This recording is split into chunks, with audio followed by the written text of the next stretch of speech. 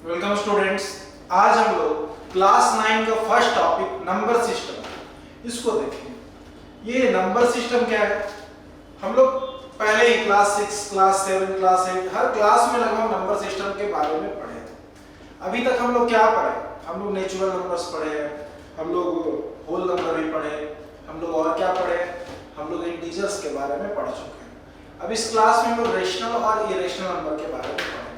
तो एक बार ये पूरा जो नंबर सिस्टम का जर्नी है इसको हम लोग रिकॉल कर लेते हैं। इसको रिकॉल कर लेते हैं हम लोग एक कैरेक्टर के मदद से। समझते हैं कि कोई हम लोग के पास स्टूडेंट है,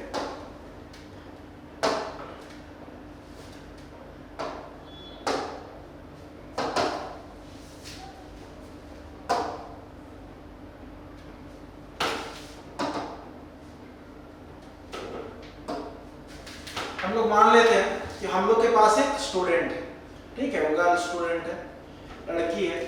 वो क्या कर रही है? एक नंबर लाइन पे मूव कर रही है। वो पॉजिटिव डायरेक्शन में जा रही है। नंबर लाइन पे किधर जा रही है? Positive direction. उसके पास एक बैग है। वो क्या कर रही है कि उस नंबर लाइन पे जितना भी नंबर आ रहा है, कंप्लीट नंबर, जैसे 1 2 3 4 5 6 7 8 9 10, इस तरह का जो नंबर आ रहा है वो सब क्या कर रही है? पिक कर रही है और अपने बैग में डालते जा रही है। पिक कर रही है, बैग में डालते जा रही है, ठीक है, बैग में डाल ली। अब उसके बाद जो है ये जो पूरा कलेक्शन होगा, उसके बैग में ये जो नंबर्स का कलेक्शन था, जो 1 2 3 4 5 इस तरह का जो कलेक्शन था, तो ये कलेक्शन कैसा था? तो थोड़ा सोचिए, रिकॉल कीजिए। क्या हम लोग पहले पढ़े हैं कि ये 1 से स्टार्ट होने वाला नंबर को क्या कहते हैं? 1 2 3 4 ऐसे जो नंबर रहता है इसको क्या कहते हैं? तो याद कीजिए, रिकॉल कीजिए। तो क्या याद आता है? इस तरह का नंबर को नेचुरल नंबर कहते हैं। क्या कहते हैं हम लोग? नेचुरल नंबर कहते हैं।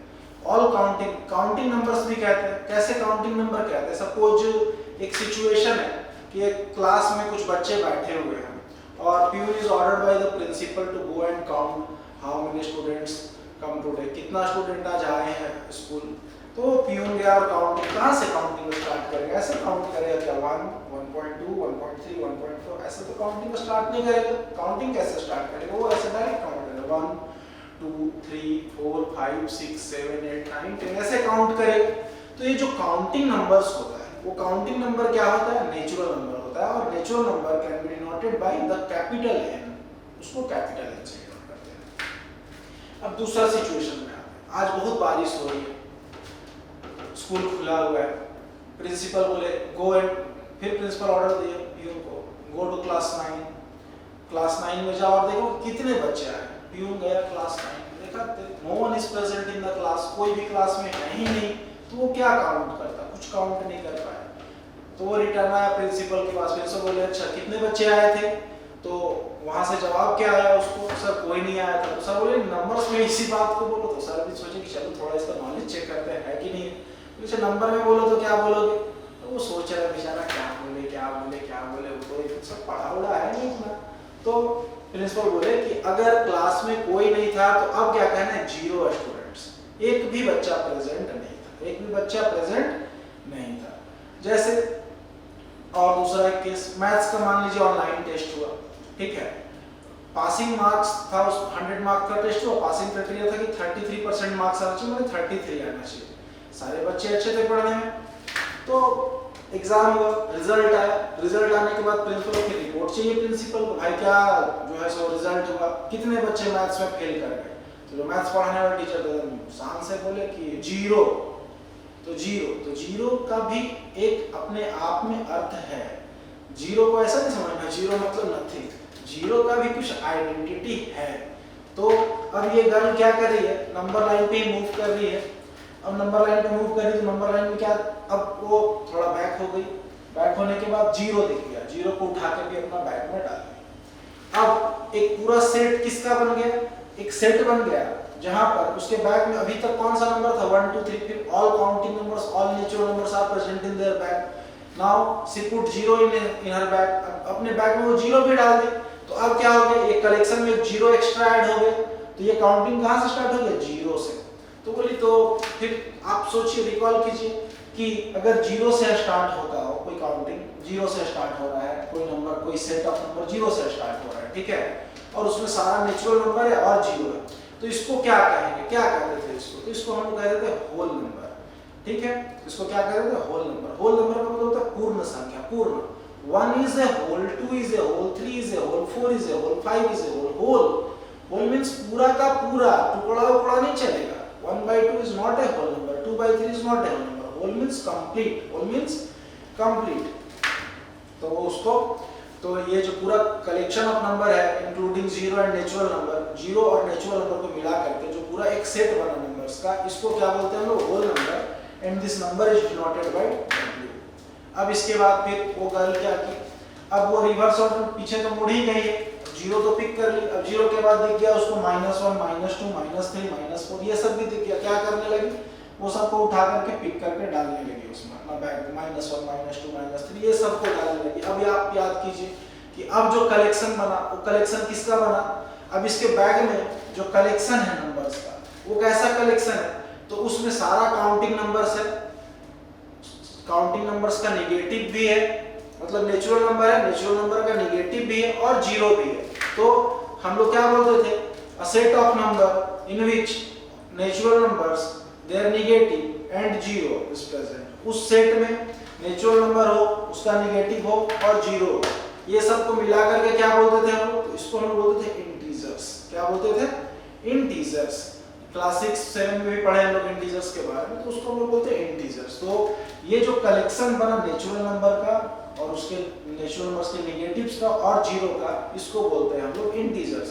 और इंटीजर्स को जेड से डिनोट करते हैं। अब सवाल कि नेचुरल नंबर को n से किए, होल नंबर को w से किया और इंटीजर को z से क्यों कर दिया गया, तो इंटीजर को z से कर दिया गया। एक जर्मन वर्ड होता है जैलिन, ये जैलिन का मतलब होता है गिनना, और ये जो जहल वर्ड है जर्मन में, जहल से जैलिन बना, और जहल का मतलब होता है संख्या, जहल का मतलब होता है संख्या, ठीक है।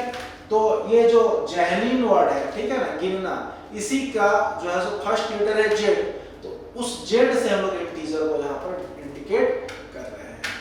तो ये हो गया इंटीजर तक का बात।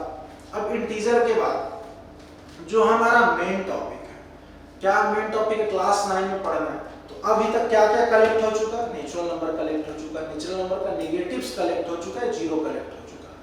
अब फिर वो लड़की जो है so now she is rendering towards the number line, अब वो नंबर लाइन पे चलने लगी, तो उसको क्या दिखता है, बीच बीच में अब नंबर दिख रहा है 1/2, 3/2, -1/2, -3/2। अब देखिए अरे यार 1/2, 1 को तो ले लिए, 1 2 3 4 वाले को तो नाम नेचुरल नंबर दे दिए, ये जो है सो जीरो से जब स्टार्ट किए तो होल नंबर भी दे दिए, नेचुरल नंबर के साथ जीरो मिला दिए तो होल नंबर हो गया। इस नेचुरल नंबर जीरो के साथ नेगेटिव्स नंबर भी मिला दिए नेचुरल नंबर का, तो इसको तो इंटीजर बोल दिए।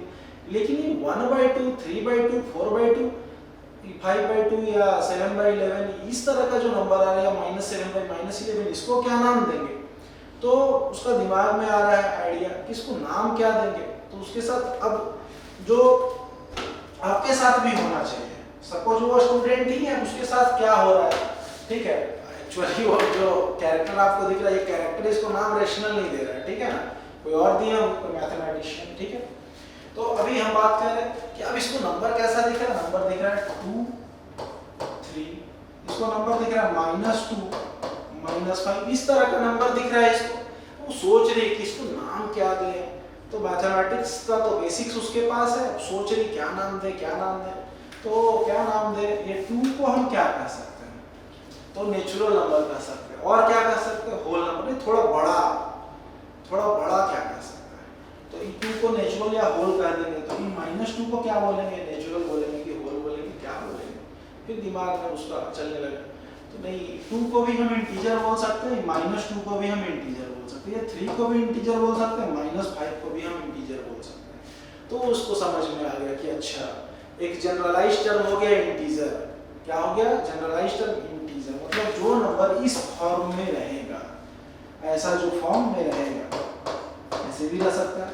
तो क्या हो गया, ये न्यूमरेटर हो गया, ये डिनोमिनेटर हो गया।